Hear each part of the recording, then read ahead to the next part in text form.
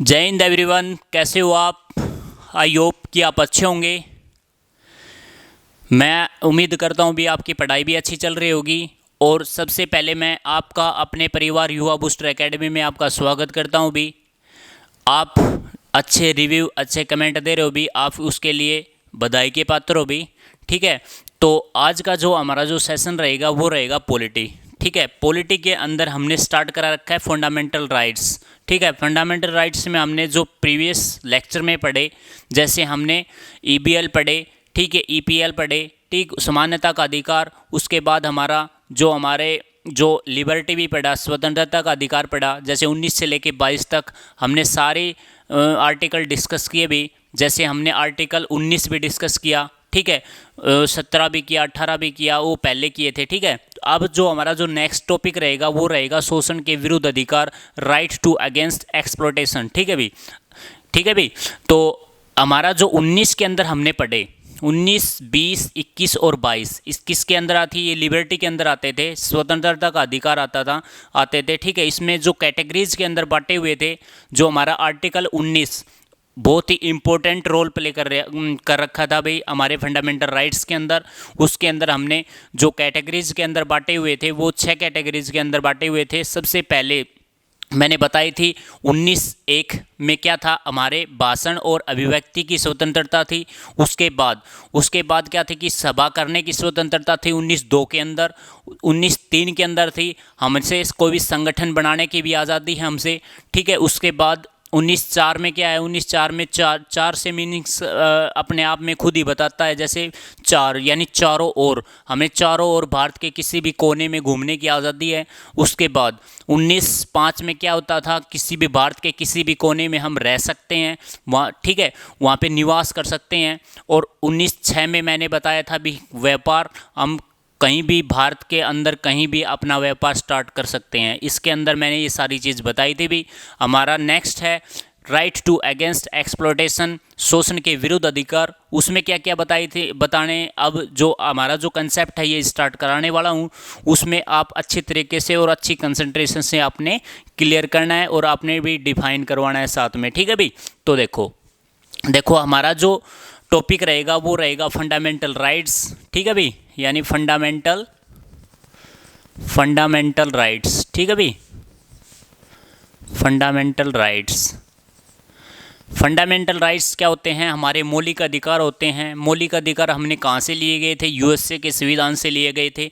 ठीक है, और ये क्यों लिए गए थे, ये हमसे हमारे जो लाइफ में है वो बहुत ही इंपॉर्टेंट रोल प्ले करते हैं। फंडामेंटल राइट्स, हमने जीने का अधिकार, हमने कुछ भी घूमने का अधिकार, को हमने बोलने का अधिकार, हमें अभिव्यक्ति का अधिकार, ये सारी चीज़ किसके अंदर आती हैं, ये फंडामेंटल राइट्स के अंदर आती हैं भाई। ठीक है, तो देखो हमारा जो फंडामेंटल राइट्स के अंदर जो हमारा नेक्स्ट स्टेप रहेगा वो रहेगा राइट टू अगेंस्ट एक्सप्लॉयटेशन, यानी शोषण के विरुद्ध अधिकार। ठीक है भाई, तो देखो हमारा जो नेक्स्ट स्टेप है वो है राइट टू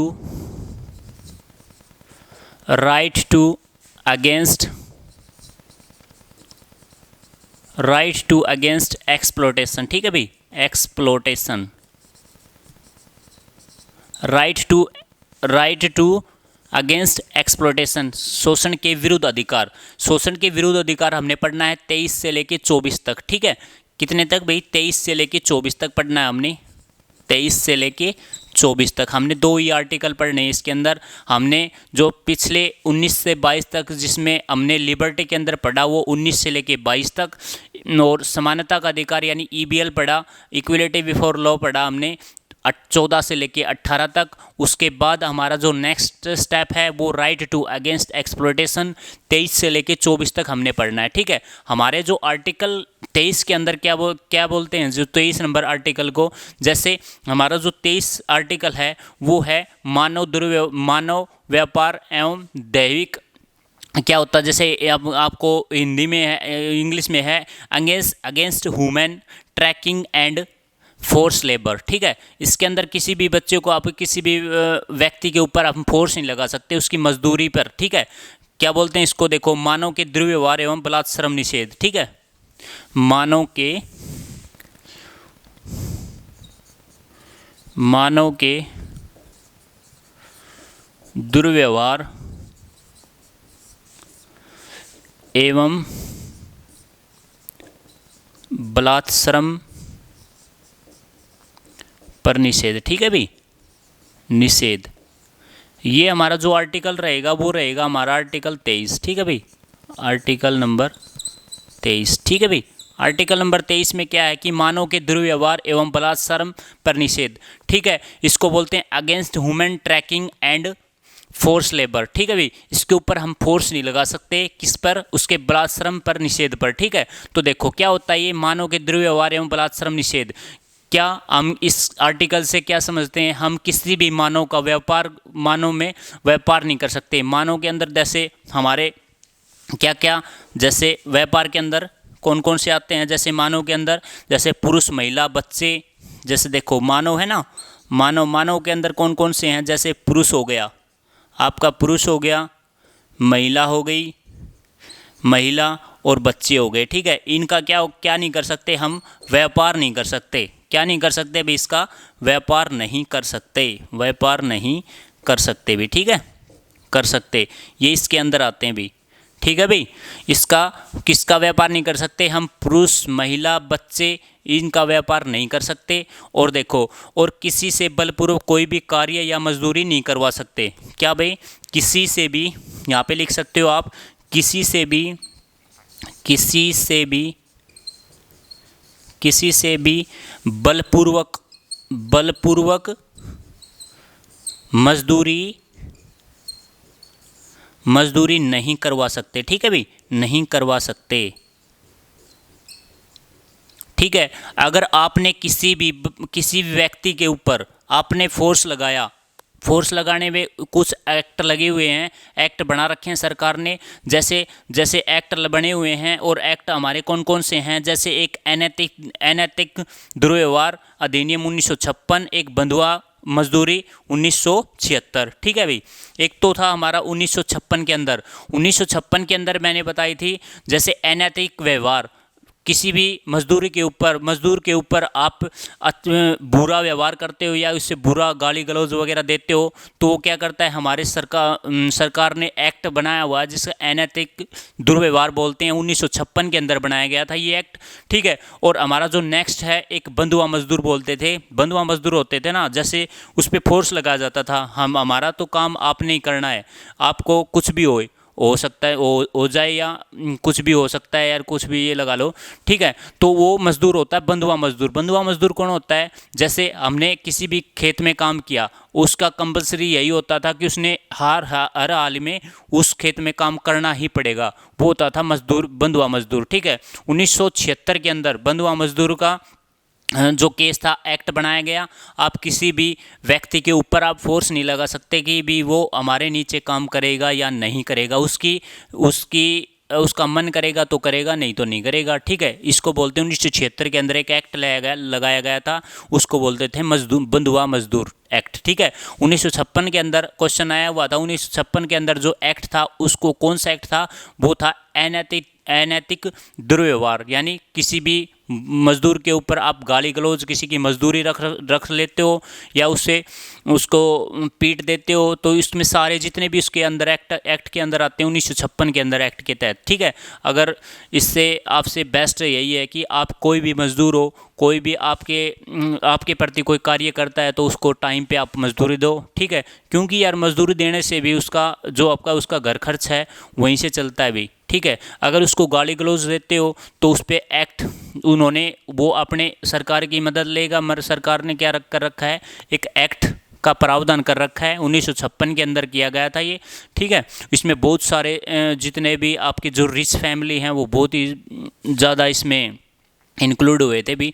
ठीक है, एक हमारा केस भी आया हुआ था इसमें यूपी के अंदर, उसकी मजदूरों को पीट भी दिया था, उसकी पगार वगैरह नहीं दी थी, तो उसको वहाँ पे वो रिच फैमिली थी, मेरे को पता नहीं कौन था, लेकिन ऐसा कुछ केस था। ठीक है, तो आपने ऐसा कुछ नहीं करना, आपने एक मजदूर को एक अच्छी तरीके से आपने फेस करना भी। ठीक है, तो देखो ये तो हमारे किसी भी बलपूर्वक मजदूरों को मजदूरी नहीं करवा सकते, आप फोर्स भी नहीं लगा सकते कि आपने मेरे नीचे काम करना है, ये उसके फंडामेंटल राइट्स हैं, वो उसका मन करेगा तो करेगा, नहीं तो नहीं करेगा भी। ठीक है, तो इसके फंडामेंटल राइट हैं।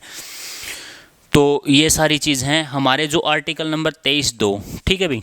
23(2) के अंदर देखो, 23(2) के अंदर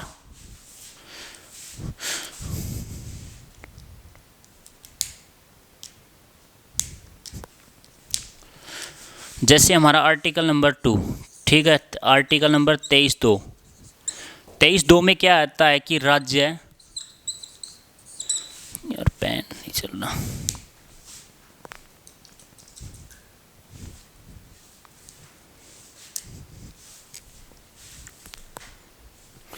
क्या हो गया 23(2) में राज्य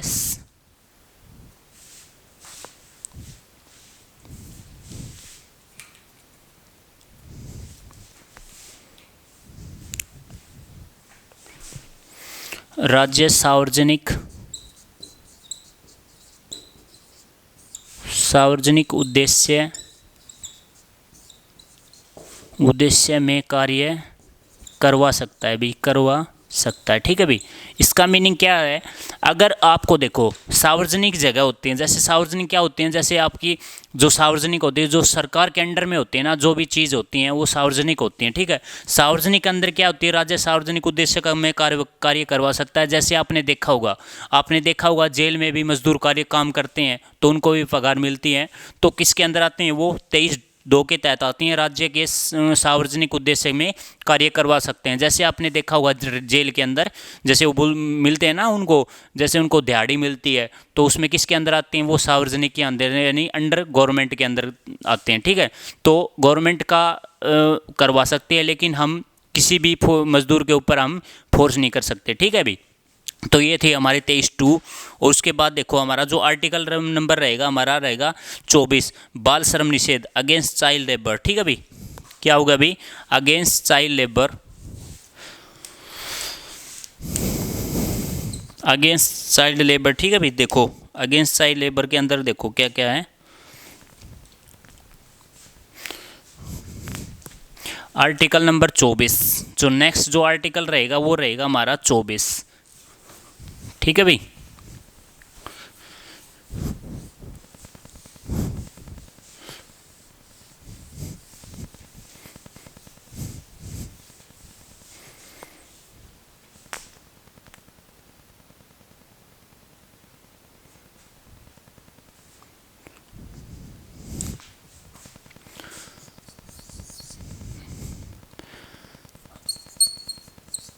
अनुच्छेद 24, ठीक है भाई, यानी बाल श्रम निषेध, ठीक है भाई, बाल श्रम निषेध, ठीक है भाई। बाल श्रम निषेध क्या होता है, अगेंस्ट चाइल्ड लेबर, ठीक है भाई, against child labour. Against child labour में क्या होती है, 14 साल तक के बच्चे में के कार्य करवाना, मजदूरी करवाना, क्या होगा वो निषेध होगा, ठीक है। इसके अंदर क्या होगा 14 साल, यानी इसको क्या बोलेंगे 14 साल तक के बच्चे, 14 साल तक के बच्चे, 14 साल तक के बच्चे से मजदूरी करवाना, ठीक है, मजदूरी करवाना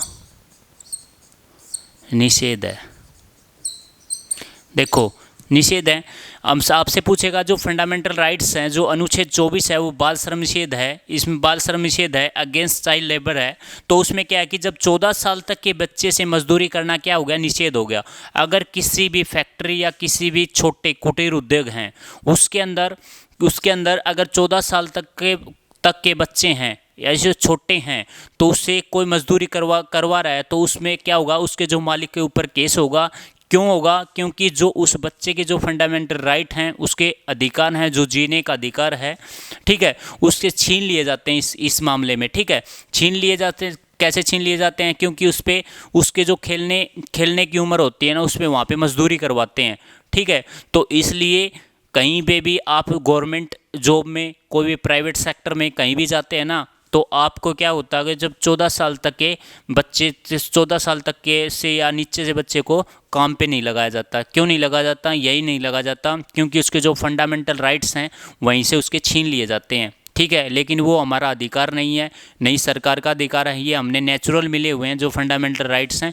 ठीक है, तो इसकी जो अवहेलना करेगा तो उसके जो अनुच्छेद 24 के तहत उसके बाल श्रम निषेध में क्या होगा, उसका कानून उस पर पारित हो जाएगा। ठीक है भी, तो ये इसके अंदर आते हैं। उसमें देखो, एक होते हैं 14 साल तक के बच्चे, एक होते हैं 14+18, जैसे एक होते हैं 14+18। ठीक है भी, 14 से लेके 18 साल तक, 14 क्या होते हैं इसमें नाबालिग के अंदर आते हैं, 14 से लेके 18 साल तक, 14 से लेके 18 साल तक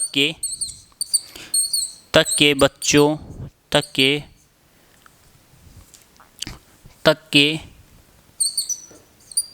बच्चों से खतरनाक कार्य करवाना निषेध है। ठीक है भाई, निषेध है। देखो आपसे पूछेगा, जैसे अनुच्छेद 24 में क्या है, बाल श्रम निषेध है। क्या है भाई, बाल श्रम निषेध है, अगेंस्ट चाइल्ड लेबर है। इसके अंदर जो 14 साल तक के बच्चे से मजदूरी करना क्या हो गया, प्रोविजन होगा, निषेध होगा। ठीक है भाई, क्यों होगा, क्योंकि इस बच्चे की जो खेलने की उम्र होती है, खेलने खाने की उम्र होती है, उसमें क्या होता है, उसके फंडामेंटल राइट्स उससे छीन लिए जाते हैं। नेक्स्ट में जैसे 14 से लेकर 18 साल तक के बच्चों में खतरनाक कार्य करवाना। ठीक है, किसी भी कोई भी बारूद फैक्ट्री वगैरह में, किसी भी बम फैक्ट्री में कोई भी बच्चा अगर लगा पाया तो क्या होगा, उसके जो मालिक पर यानी उसका उद्योग है वो बंद हो सकता है भी। ठीक है, जो क्यों, कौन से ईयर में, 14 से लेकर 18 साल तक के बच्चे तक खतरनाक कार्य करना निषेध रहेगा। ठीक है, इसमें देखो, इसमें जो इनके जो सजा का भी प्रावधान किया गया हुआ है, उसमें सजा का जो प्रावधान किया गया है वो कितने में सजा का, देखो जैसे 6 महीने की यानी 6 महीने से लेकर 2 साल तक की सज़ा हो सकती है। ठीक है, उसमें अगर ऐसा कोई करता पाया, ठीक है, ऐसा कोई भी करता पाया तो उसको क्या होता है, जैसे उसको 6 महीने से लेकर उसको 2 साल तक की सज़ा होती है। ठीक है भाई, 2 साल तक की सज़ा उसके मालिक को। ठीक है, 2 साल तक की सज़ा होगी, या पे ये और उस पर जुर्माना लगेगा, 20,000 से लेके 50,000 तक रुपए का जुर्माना लगेगा भी। ठीक है, ऐसा किसी भी फैक्ट्री के अंदर किसी भी बच्चे से 14 साल तक के बच्चे को मजदूरी करवाता है तो उसके ऊपर 6 महीने से लेके 2 साल तक की सज़ा और 20,000 रुपये से लेके 50,000 रुपये तक का जुर्माना लगेगा। ठीक है, ये दोनों कैटेगरीज के अंदर जो डिवाइड किया गया है उसमें 14 साल के बच्चे भी इंक्लूड हैं और उसमें 14 से लेके 18 साल तक के बच्चे भी इंक्लूड हैं। ठीक है, आपने ऐसा नहीं करना, कोई भी कुटीर उद्योग, कोई भी छोटे उद्योग के अंदर अगर 14 साल का बच्चा मिलता है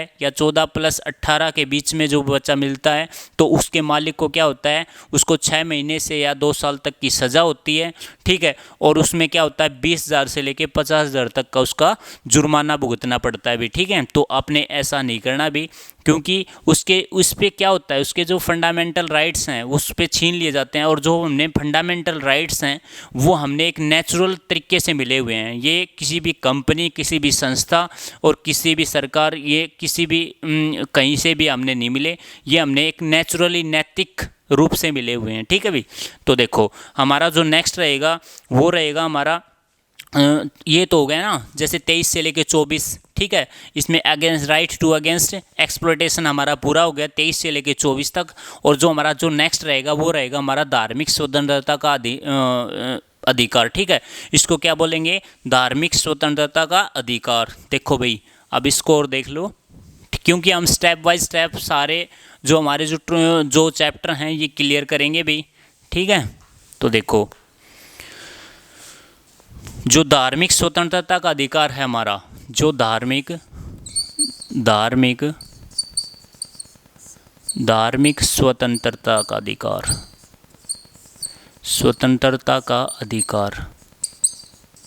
धार्मिक स्वतंत्रता का अधिकार कितने आर्टिकल है इसमें, 25 से लेके 28 तक। ठीक है, 25 से लेके 28 तक हमसे क्वेश्चन कई बार डायरेक्ट पूछ लेता है भी, 25 से लेके 28। ठीक है भाई, 25 से लेकर 28 तक।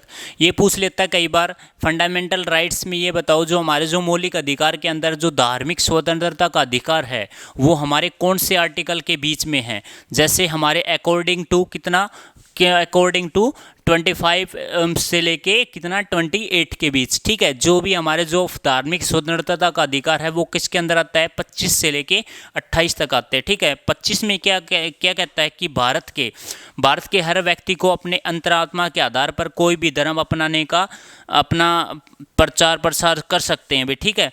क्या कहते हैं, अगर आर्टिकल नंबर 25 में क्या हो गया, मान लो कोई भी धर्म है, किसी भी धर्म को हम मान रहे हैं, जैसे हम हिंदू हैं, हम हिंदू धर्म को मानते हैं, मुस्लिम हैं, मुस्लिम धर्म को मानते हैं, ठीक है, ईसाई है, ईसाई धर्म को मानते हैं।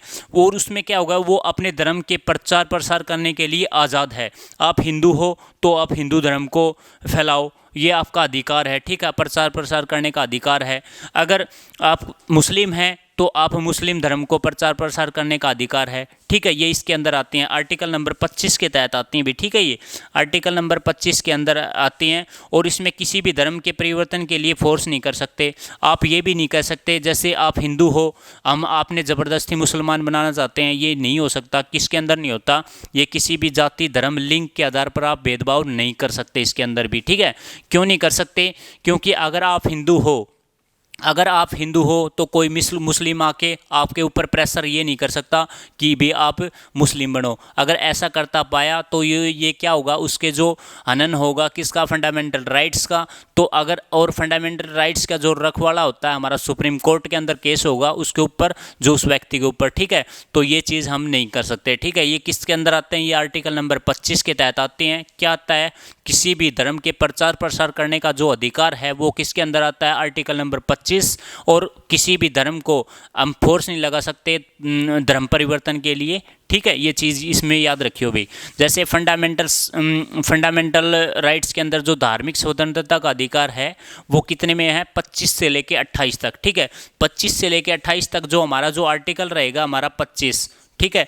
आर्टिकल नंबर 25 में क्या होगा, आर्टिकल नंबर 25 में बताओ क्या है, भारत के हर व्यक्ति को अपने भारत के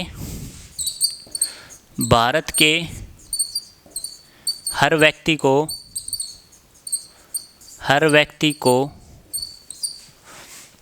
अधिकार है कि वो अपने धर्म का प्रचार प्रसार कर सकता भी, ठीक है, कर सकता है। ये उसका राइट है भी।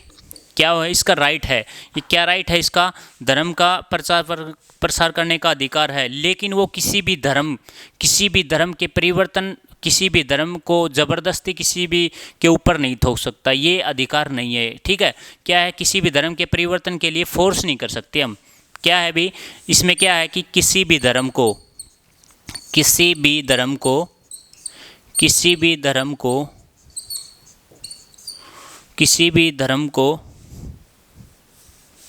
क्या होगा भी, किसी भी धर्म को परिवर्तन के लिए, ठीक है, किसी भी धर्म को परिवर्तन करने के लिए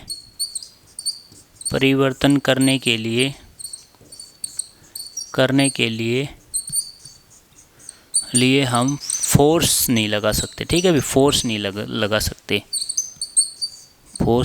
सकते,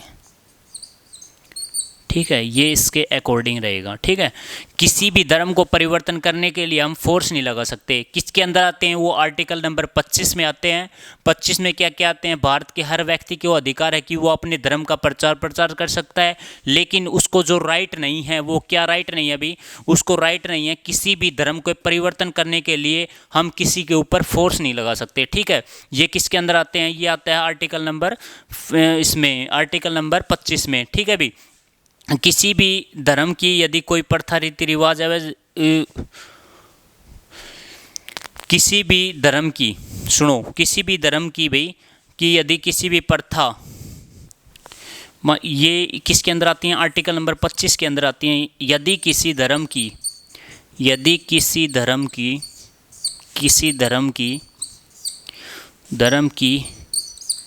रीति रिवाज रिवाज या प्रथा में अमेंडमेंट कौन कर सकता अभी?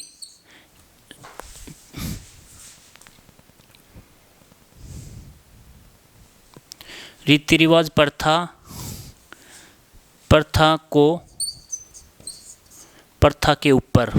के ऊपर प्रतिबंध यदि किसी धर्म की रीति रिवाज या प्रथा के ऊपर राज्य सरकार रोक लगा सकती है भी, ठीक है, रोक लगा सकती है। देखो, इसका कहने का मीनिंग क्या है कि यदि किसी भी धर्म की रीति रिवाज या प्रथा के ऊपर राज्य सरकार रोक लगा सकती है भी, ठीक है, क्या लगा सकती है? रोक लगा सकती है। जैसे एक एग्जाम्पल था आपका जो स्टेट गवर्नमेंट के अंदर एक एग्जाम्पल था, जैसे 3 तलाक, ठीक है, 3 तलाक के अंदर क्या होगा, हमारी जो स्टेट गवर्नमेंट है, स्टेट गवर्नमेंट क्या करेगी, यदि किसी भी धर्म की रीति रिवाज या प्रथा या के ऊपर हमारी जो स्टेट गवर्नमेंट है उसके ऊपर रोक लगा सकती है। जैसे आपने देखा होगा 3 तलाक अधिनियम, ठीक है, इसको क्या किया, हमारे जो भारत सरकार ने जो हमारे कोर्ट में एक आदेश आया भी 3 तलाक के जो केस चला हुआ था उसमें 3 तलाक को समाप्त कर दिया गया, ठीक है। इसका तलाक के बिंद एक ऐसा कोई तलाक था उसको समाप्त किया गया, क्योंकि ये जो उनके जो रीति रिवाज के अंदर, जो मुस्लिम धर्म के अंदर रीति रिवाज और उसकी प्रथा के अनुसार वो जो परंपरा चली आई हुई थी, क्या चली आई हुई थी, उस 3 तलाक अधिनियम 3 तलाक चला हुआ था। वहाँ पे कई क्या होता था, जैसे कई लड़कियों की ज़िंदगी बर्बाद हो जाती थी इसके अंदर 3 तलाक अधिनियम में।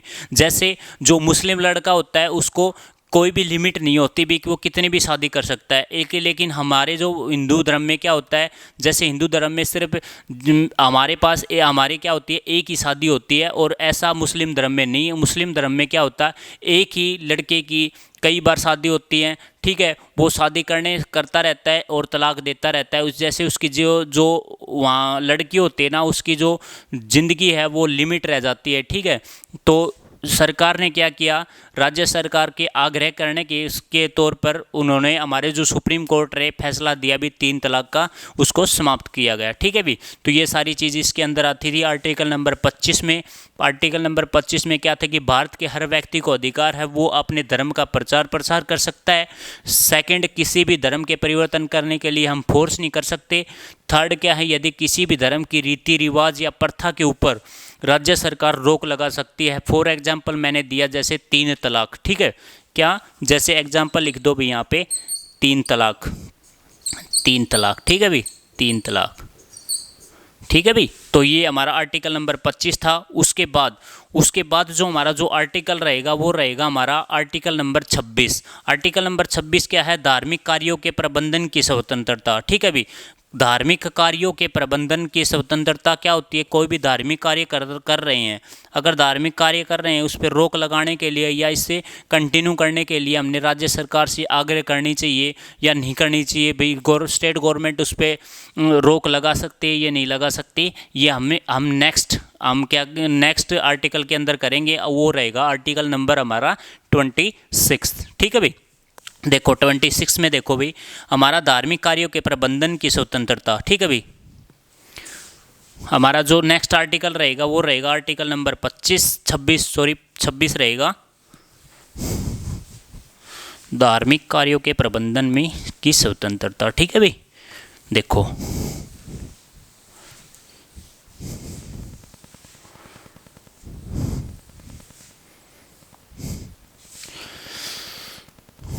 आर्टिकल नंबर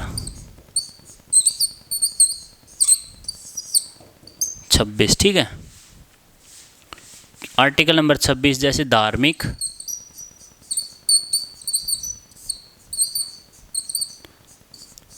कार्यों के प्रबंधन की स्वतंत्रता, ठीक है,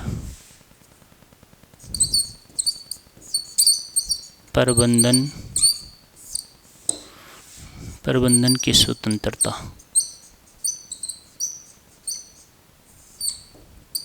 ठीक है भाई। धार्मिक कार्यों के प्रबंधन की स्वतंत्रता किसके अंदर आती है? ये हमारी आर्टिकल नंबर किसके तहत आती है? आर्टिकल नंबर 26 में आती है, ठीक है भाई।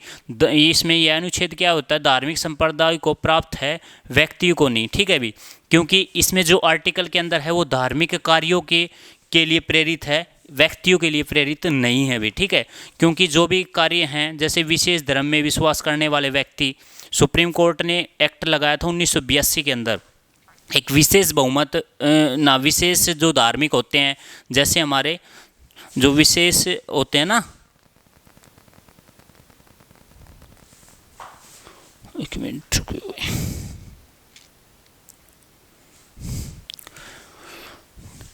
यह अनुच्छेद किसमें होता है भी? धार्मिक संप्रदाय को प्राप्त करता है, व्यक्तियों को नहीं, ठीक है। क्या करता है ये धार्मिक संप्रदाय को प्राप्त करता है, व्यक्तियों को नहीं। यह लिख दो भाई यहाँ पे, यह है धार्मिक संप्रदाय को व्यक्त करता है,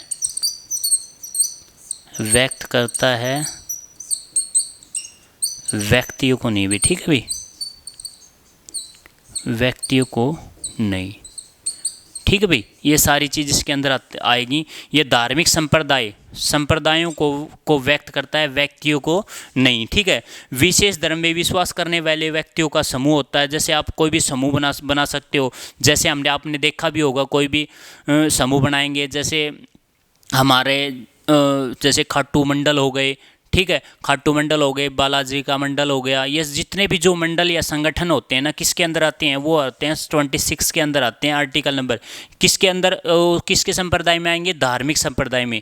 ये ओनली जो भी संगठन बनेंगे ना, ये हमेशा धर्म के संगठन बनेंगे। जैसे आपने देखा होगा नाग संप्रदाय, ठीक है, यानी साधु संप्रदाय, ठीक है, ये जितने भी देवी संप्रदाय, ये जितने भी जो होंगे तो धर्म संप्रदाय के आधार पर बनेंगे, न कि कोई व्यक्ति के आधार पर बनेंगे, ठीक है।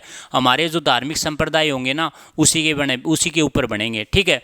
इसमें क्या क्या होगा? इसमें विशिष्ट संगठन होना चाहिए, विशिष्ट नाम होना चाहिए, एक विशिष्ट संगठन होना चाहिए। क्या होना चाहिए? एक विशिष्ट संगठन, ठीक है, विशिष्ट संगठन होना चाहिए, विशिष्ट संगठन होना चाहिए, ठीक है भाई, यानी संगठन होना चाहिए और एक विशिष्ट नेम होना चाहिए भी, ठीक है, एक विशिष्ट नाम होना चाहिए,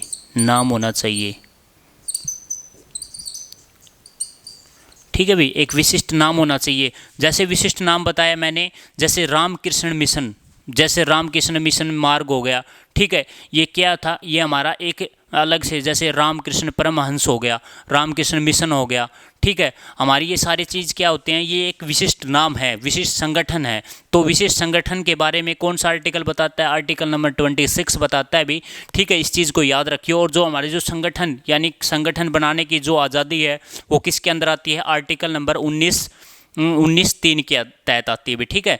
ये पूछ लेता है कि धार्मिक संगठन बनाने का जो अधिनियम है वो किस आर्टिकल के अंदर है? वो है आर्टिकल नंबर 26 के अंदर। और जो संगठन बनाने का जो अधिकार है वो किसके अंदर आता है? वो आर्टिकल नंबर 19 के तहत आती है भी, ठीक है। तो ये सारी चीज़ याद रखियो भी। उसके बाद हमारा जो आर्टिकल नेक्स्ट रहेगा, आर्टिकल नंबर जो नेक्स्ट रहेगा, उसमें जो दे तो रखे हैं इन्होंने, जैसे इनके जो 26 के हैं, 26 के 4 हैं, जैसे 26 1 2 और 3 और 4, ठीक है। उसमें अलग अलग के जो धार्मिक संप्रदाय, जो धार्मिक संगठन के जो सारे जो भी मोटिव हैं वो सारे दे रखे हैं। जैसे धार्मिक कार्यों के लिए संस्थाओं की स्थापना और पोषण करने का अधिकार है। क्या? किसी भी धार्मिक संस्थानों में पोषण करने का अधिकार, जैसे कहीं पर भी लंगर लगा सकते हो, कहीं पर भंडारा लगा सकते हो, ये सारी चीज़ किसके अंदर आती हैं? आर्टिकल नंबर 26 1 के तहत आती हैं। उसके बाद आपने धर्म विषय कार्यों का प्रबंधन करने का अधिकार, आपका धर्म के प्रचार प्रसार यानी विनय प्रबंधन करने का अधिकार किसके अंदर आते हैं? वो आते हैं आर्टिकल नंबर 26 2 के तहत आते हैं भी, ठीक है। तो और नेक्स्ट जो हमारा रहेगा, हमारा आर्टिकल नंबर 27, ठीक है। आर्टिकल नंबर 27 देखो, 27 में क्या है? धार्मिक आधार पर कर देने का निषेध, ठीक है। क्या होगा? धार्मिक कर देने का अधिकार, कर नहीं ले सकते आप ही अपन किसके ऊपर? धर्म के नाम पर, ठीक है भाई। देखो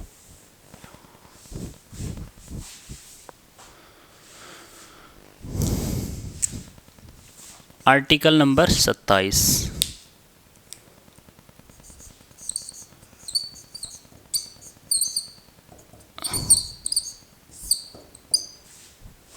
सत्ताईस में क्या होता है, धार्मिक आधार पर कर देने का निषेध, prohibit tax on religion ground. ठीक है भाई,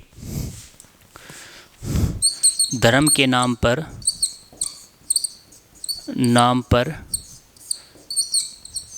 कर, धर्म के नाम पर कर नहीं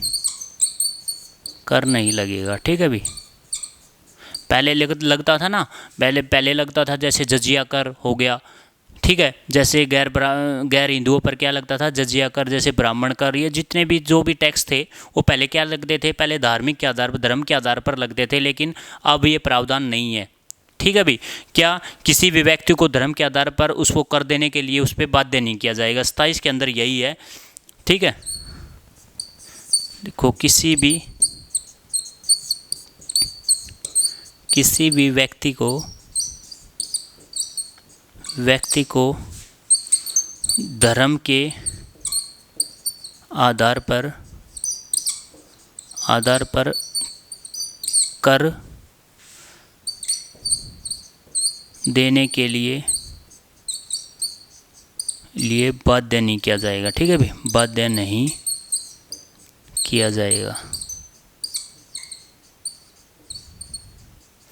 ठीक है भाई, अगर आप ये नहीं कह सकते हम हिंदू हैं तो आप 200 रुपये मंथली दो, आप मुस्लिम हैं तो 200 रुपये मंथली दो, ये चीज़ हम कह नहीं सकते, क्योंकि धर्म के आधार पर हम क्या नहीं कर सकते, हम किसी को भी बाध्य नहीं कर सकते भी आप टैक्स दो। ठीक है, तो ये सारी चीज़ इसके अंदर आती थी आर्टिकल नंबर 27 के अंदर। और जो नेक्स्ट आर्टिकल रहेगा वो रहेगा हमारा आर्टिकल नंबर 28।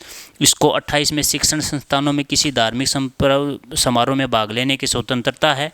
देखो हमारा जो 28 जो आर्टिकल है वो देखो, शिक्षण संस्थानों में कहीं पे भी आप भाग ले सकते हो। ठीक है भाई, आर्टिकल नंबर 28 जो आर्टिकल हमारा आर्टिकल आएगा 28, इसमें क्या होगा, इसमें आर्टिकल नंबर 28 में क्या होगा, शिक्षण संस्थानों, क्या होगा, शिक्षण संस्थानों व धार्मिक समारोह में भाग लेने का अधिकार भी। ठीक है, लेने का अधिकार। देखो शिक्षण संस्थानों व धार्मिक समारोह में भाग लेने का अधिकार किसके अंदर आता है, आर्टिकल नंबर 28 के अंदर आता है। ठीक है, धार्मिक शिक्षा दी जाती है केवल ऐसे संस्थानों में जिनका गठन किसी संप्रदाय द्वारा किया गया हो। ठीक है, धार्मिक शिक्षा दी जाएगी ओनली किसके संगठन में दी जाएगी, जो धार्मिक संगठन हो। जैसे आपके जो गुरुकुल के अंदर है, जो हमारी जो स्टेट गवर्नमेंट में जो प्रावधान होगा ना, जो स्टेट गवर्नमेंट एक्ट के को पारित करेगा ना, जैसे मैं बताऊं, जैसे आपके गुरुकुल हो गए, ठीक है, कोई भी शिक्षण संस्थान हो गए, तो वहीं पे शिक्षा देगी जो स्टेट गवर्नमेंट ठप्पा लगाएगी। ठीक है, वहीं पे आप क्या करेंगे, उसके धार्मिक शिक्षा संबंध समारोह में आप प्रचार प्रसार यानी भाग कुछ भी ले सकते हो। कुछ के अंदर आते हैं, वो आर्टिकल नंबर 28 के अंदर आते हैं। ठीक है, उसमें धर्म के आधार पर शिक्षा नहीं दी जाती। ठीक है, क्योंकि उसमें शिक्षण संस्थानों में क्या होता है, धर्म के आधार पर शिक्षा नहीं दी जाती, केवल संस्थानों में जिनका गठन किसी भी सरकार के द्वारा किया गया हो, वहीं पे आप क्या कर सकते हो, आप एडमिशन वगैरह ले सकते हो। ठीक है, उसमें क्योंकि उसमें धार्मिक समारोह में उसमें क्या होता है, अभिव्यक्ति जो भी व्यक्ति के प्रति क्या होता है, उसमें उसका जो गठन किसी संप्रदाय में तब उसका संचालन राज्य कर रहा हो, उसमें भाग ले सकते हैं आप। ठीक है, किसी भी प्राइवेट स्कूल या कॉलेज एडेड में किसी में भी आप भाग ले सकते हो। जैसे आपने देखा होगा कॉलेज के अंदर भी धर्म के आधार पर भी, जैसे आप कोई भी कृष्ण बन गया, कोई भी राम बन गया। ठीक है, ये सारी चीज़ किसके धर्म के आधार पर संस्थानों में समारोह में आप भाग ले सकते हो। ठीक है, तो ये हमारा जो आर्टिकल थे ये रहेंगे। उसके बाद इसके बाद हमारे जो आर्टिकल रहेंगे भी 29, 30 और 29 से लेके 30, फिर 31 और 32। ठीक है, उसके बाद हमारा फंडामेंटल राइट्स 35 तक, यानी आर्टिकल हमने करना है 12 से लेके 35 तक, वो हमारे क्लियर हो जाएंगे भी। ठीक है, तो thanks for watching, have a nice day. ठीक है भाई, थैंक यू।